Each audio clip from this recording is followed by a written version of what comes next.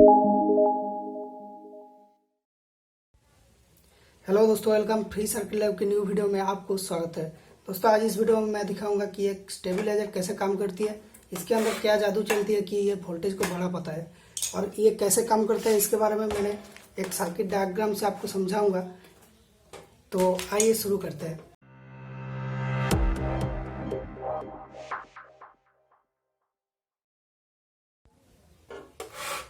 इसको खोलेंगे तो आपको क्या क्या देखने को मिल रहा है। देखिए, सामने की तरफ आपको मिल रहा है एक वोल्ट मीटर, एक स्टेप अप डाउन स्विच, एक रोटरी स्विच स्टेप एडजस्ट करने के लिए, एक पावर की इंडिकेटर, एक काट आउट की इंडिकेटर।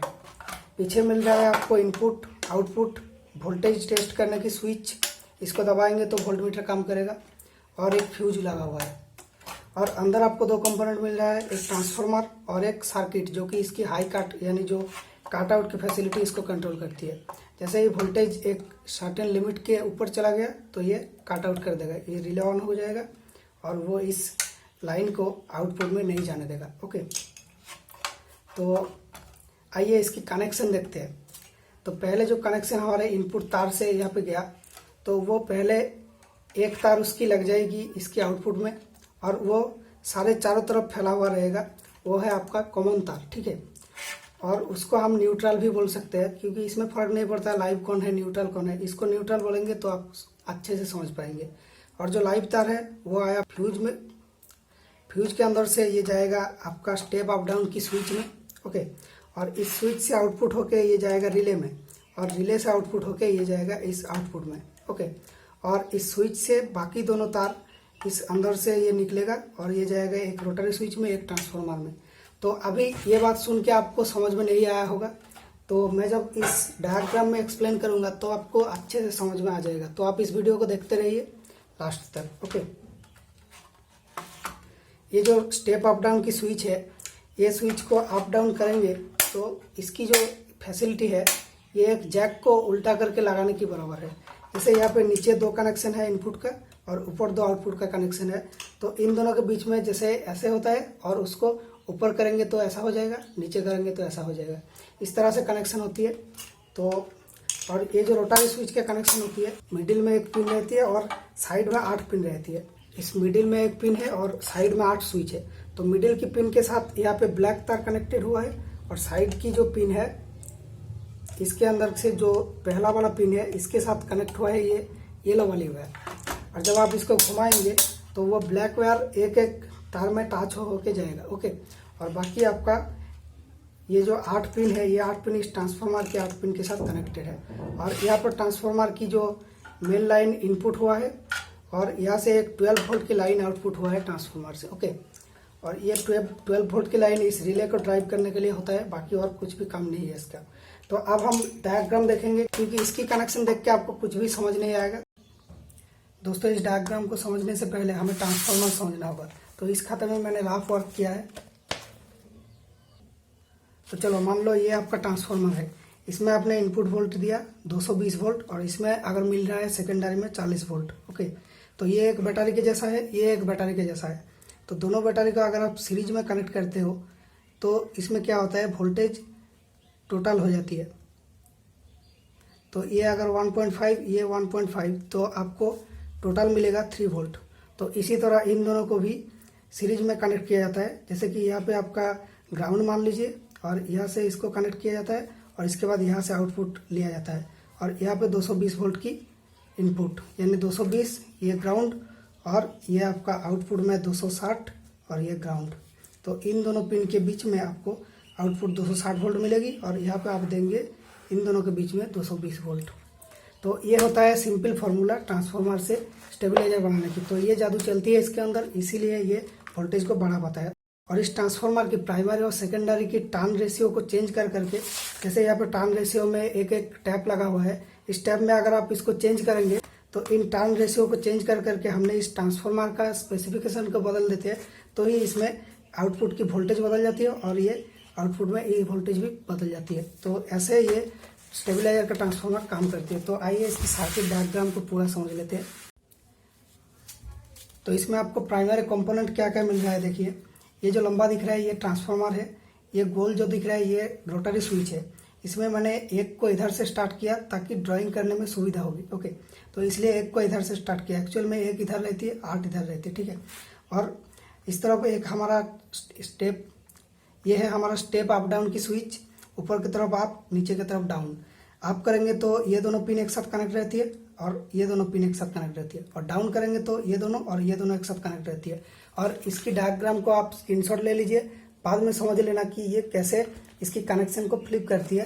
जैसे ऐसा था और ऊपर कर दिया तो ऐसा हो जाएगा, और नीचे कर दिया फिर ऐसा हो जाएगा। तो इस तरह का कैसे होता है वो आप इसकी डायग्राम देख के ही समझ पाएंगे। और एक रहता है आपका हाई कट सर्किट, जो इसकी आउटपुट को मॉनिटर करती है, और अगर एक सेट वैल्यू के ऊपर वो आउटपुट वोल्टेज चला गया तो उसको काट कर देती है। और यहाँ पर एक रिले मिलती है जो कि हाई कट सर्किट का ही एक हिस्सा है, इसको मैंने यहाँ पे ड्रॉ किया। ओके, और एक वोल्ट मीटर है जो कि हमारा आउटपुट के साथ कनेक्टेड रहती है। और यहाँ पर 2 एलईडी है, एक है आपका पावर एलईडी जो कि आउटपुट के साथ डायरेक्टली कनेक्टेड, और एक हाई कट की एलईडी है जो कि रेड एलईडी, ये रिले की दूसरा कनेक्शन के साथ कनेक्टेड होती है, जो कि नॉर्मली ओपन होती है। यहाँ पे नॉर्मली कनेक्शन नहीं रहता है, ये हाई कट सर्किट ओपन, ये हाई कट सर्किट ऑन होने के बाद ही ये कनेक्शन बनती है और ये काट की एलईडी जलती है। ओके, तो ये है सिंपल कनेक्शन। तो अब हम इसकी एक एक वायर को देखेंगे कहाँ से कहाँ जा रही है। तो ये इनपुट की तार आया यहाँ से, फ्यूज में गया, और ये हॉट वायर है, फ्यूज में गया, और ये कोल्ड वायर जो कि कॉमन वायर, ये सारे कंपोनेंट को एक साथ कनेक्ट कर दिया। ओके, इसकी और कुछ काम नहीं है, ये डायरेक्ट आउटपुट में चला गया और सारे कंपोनेंट के साथ एक एक बार कनेक्ट हो गया। ये डीसी सर्किट में जैसा ग्राउंड होता है इस तरह की कनेक्शन ये करती है। ओके, और जो हॉट वायर है वो फ्यूज के अंदर गया, फ्यूज के अंदर से बाहर होके ये जाएगा स्टेप अप डाउन की स्विच में। ओके, और यहाँ से जो आउटपुट आएगा ये जाएगी डायरेक्ट हमारा आउटपुट सर्किट में, और यहाँ से दोनों हमारा ट्रांसफार्मर की कनेक्शन बनती है स्टेप अप डाउन का। तो हम आपकी कनेक्शन को अभी एक्सप्लेन करते हैं। तो आप में जब स्टेप अप डाउन की स्विच रहेगा तो ये पिन कनेक्टेड रहेगी इसकी मिडिल के साथ, और ये पिन कनेक्टेड रहेगी इसकी जो 1 नंबर की यानी जो लास्ट की पिन के साथ। ओके, तो ऐसे आपको समझाते हैं। तो ये जो आपका हॉट वायर है ये लाइव तार आपका चला गया इसकी मिडिल में। ओके, और यहाँ से ये 3 नंबर की पिन के थ्रू ये इस 3 नंबर पे गया, और इस 3 नंबर पे जाने के बाद इतना आपका ट्रांसफार्मर बन जाता है प्राइमरी, और बाकी इतना बन जाता है सेकेंडरी, क्योंकि इसमें एक ही कॉइल है। यहाँ पे ट्रिप लगा हुआ है, जहाँ पे आप वोल्टेज को देंगे उतना नीचे की तरफ प्राइमरी बन जाएगा और ऊपर की तरफ सेकेंडरी बन जाएगा। तो इस प्राइमरी में एक वोल्टेज आया जो कि आपका इनपुट वोल्टेज, तो इतना आपका इनपुट वोल्टेज मिल गया इसको, और आउटपुट वोल्टेज जो ये रहा, ये आउटपुट वोल्टेज ट्रांसफार्मर का, वो इसके साथ ऐड होके टोटल आउटपुट आपका इस तार में मिलेगी। ओके, और वो यहाँ से इस हाई कट सर्किट के अंदर मॉनिटर होती है ताकि वो सेट वैल्यू के ऊपर ना जाए।